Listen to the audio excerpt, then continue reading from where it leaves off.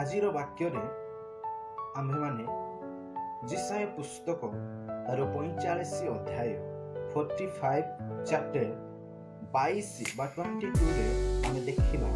ସେଠାରେ ଲେଖା ଅଛି, ହେ ପୃଥିବୀର ପ୍ରାନ୍ତସ୍ଥ ସମସ୍ତେ, ତୁମ୍ଭେମାନେ ଆମ୍ଭ ପ୍ରତି ଅନାଇ ପରିତ୍ରାଣ ପ୍ରାପ୍ତ ହୁଅ, କାରଣ ଆମ୍ଭେ ପରମେଶ୍ୱର, ଆମ୍ଭ ଛଡ଼ା ଦ୍ୱିତୀୟ ନାହିଁ। ଏହି ବାକ୍ୟରେ ଆମେ ବୁଝିବାକୁ ହବ ଯେ ତାହାଙ୍କ ଛଡ଼ା ଆଉ ଦ୍ୱିତୀୟ ନାହିଁ। କାରଣ ସେହି 45 ଅଧ୍ୟାୟର ଆଉ ଯଦି 6 ପଦ ଦେଖିବା, ତହିଁରେ ଲେଖା ଅଛି, ତହିଁରେ ଆମ୍ଭ ଛଡ଼ା ଯେ ଆଉ କେହି ନାହିଁ, ଏହା ସୂର୍ଯ୍ୟୋଦୟର ସ୍ଥାନରୁ ପଶ୍ଚିମ ଦିଗ ପର୍ଯ୍ୟନ୍ତ ଲୋକେ ଜାଣିବେ, ଆମ୍ଭେ ସଦାପ୍ରଭୁ, ଆଉ ଦ୍ୱିତୀୟ କେହି ନାହିଁ। ତେଣୁ ପ୍ରିୟ ବନ୍ଧୁଗଣ, ଆଜିର ଦିନରେ କହିବାକୁ ଚାହେଁ, ପୃଥିବୀର ପ୍ରତ୍ୟେକ ଲୋକଙ୍କୁ ଆଉ ସଦାପ୍ରଭୁ ଏହି କଥା କହନ୍ତି ଯେ ଆମ୍ଭେ ହିଁ ପରମେଶ୍ୱର, ଆମ୍ଭ ଛଡ଼ା ଆଉ ଦ୍ୱିତୀୟ କେହି ନାହିଁ।